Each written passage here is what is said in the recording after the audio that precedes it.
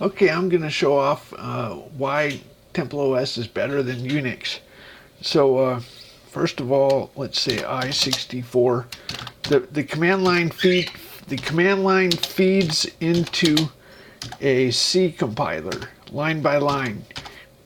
It's wholly C. Anyway, so we can enter a function and it will compile incrementally for I equals 1, I less or equal to n. I'm gonna, okay. Now if it sends a string to standard out, if it's like a printf.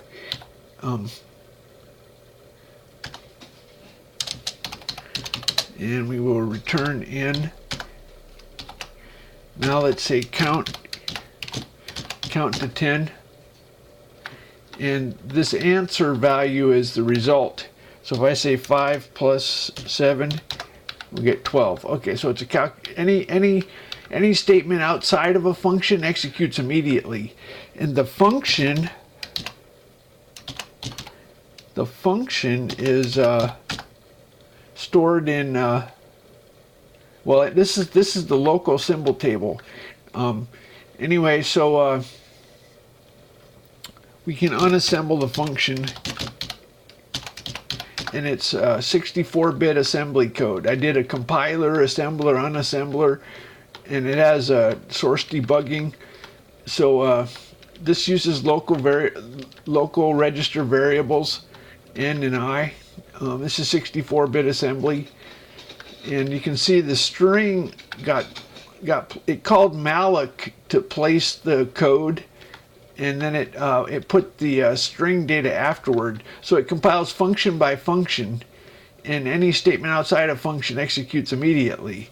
So if it feeds into a C compiler, okay, so this is hello world. Isn't that funny?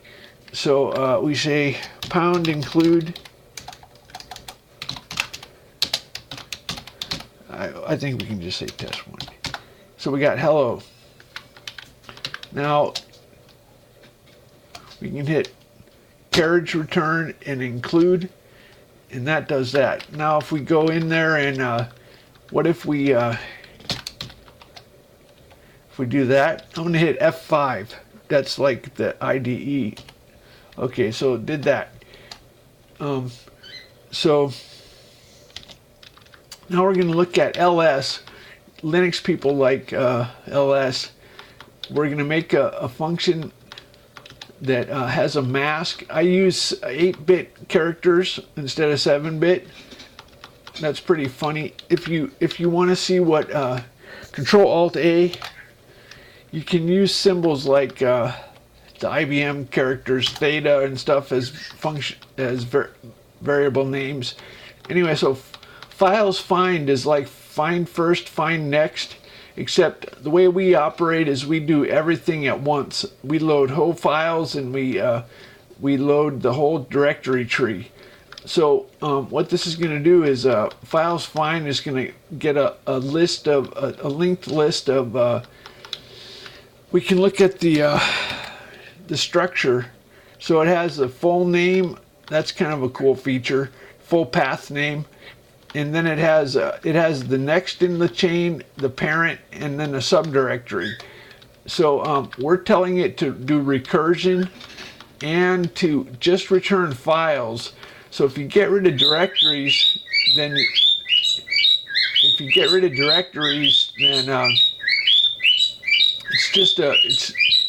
just a linked list.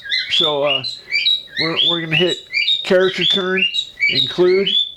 Then we can say ls. Let's look for ls test. Okay, now it's recursive.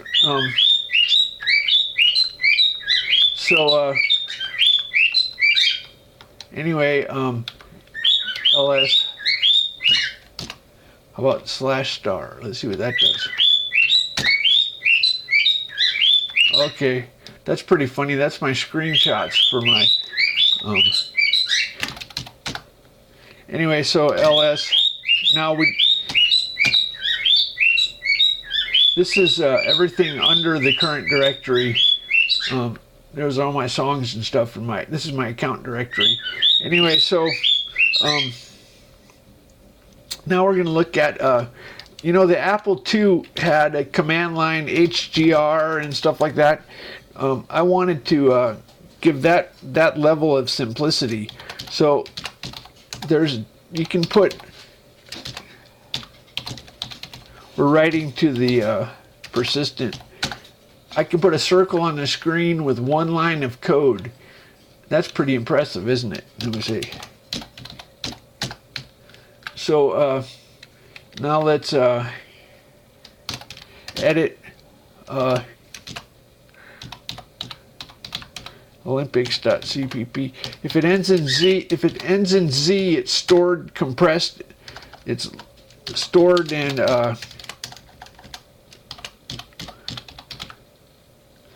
when it's loaded, it's uncompressed automatically if it ends in Z. So we're going to do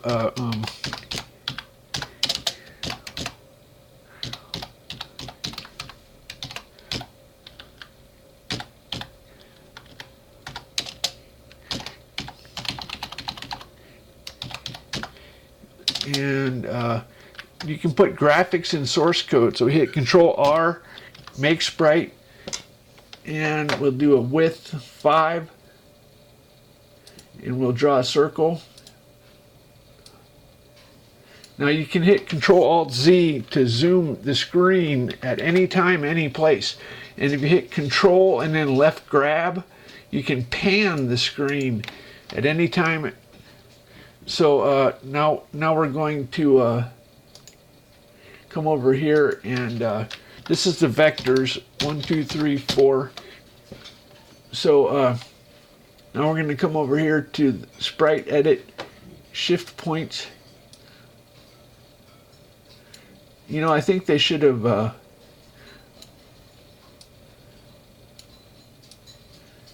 okay, so now we're going to put colors in. Colored, let's make that North America should be red, like Native Americans. Europe should be blue,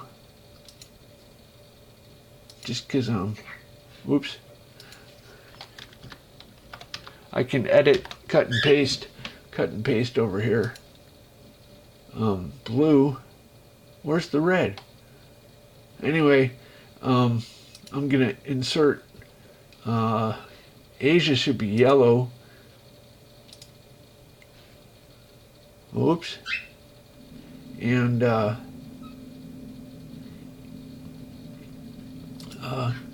South America should be green.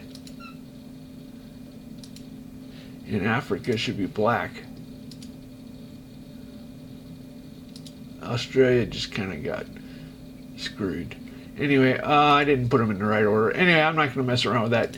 So now we can put graphics in source code. We can say sprite, and it's going to send it to the command line. Control R, pointer to sprite number 1, and we'll put some character returns. So now we include this.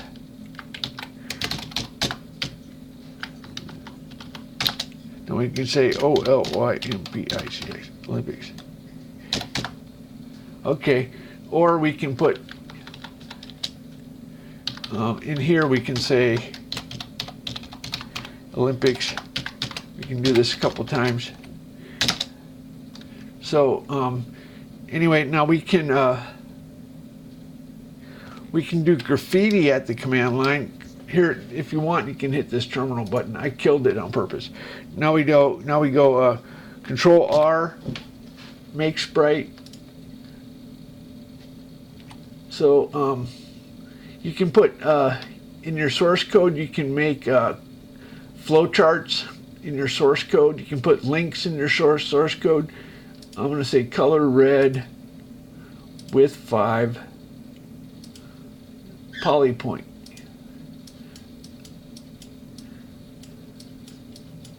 So it's kind of a layer on top.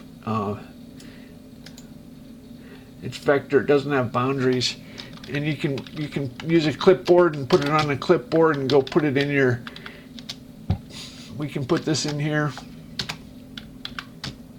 We can, they have an origin but no boundary, unless we convert them to bitmap.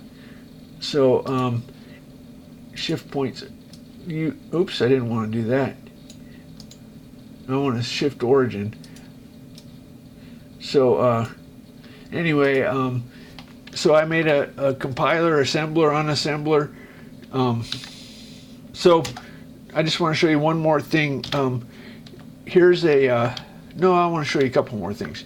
Here's an 8-core flight simulator, 7-core, 6-core. I'm using 1 core for the frame grabber, I think. I don't know. Sometimes that gets messed up. So let's see, how about, I want to show one more thing. If I say Control L, and then I say text, and then I say define string company. Okay, so this is a text entry, but it's dynamic. If I say pound define, oh, I have a couple more things I want to show you guys. Pound define DD company Acme. So that it's looking in the symbol table every time it updates the window. And if we change this to Acme 2, now we can put this in our source code. And oh, I didn't do the font demo. Anyway, so anyway, you can make it's just kind of neat. Anyway, here's a font demo.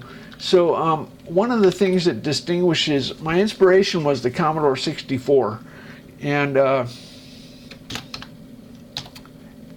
you could modify everything. So one of the things I remember was class rep dynamic.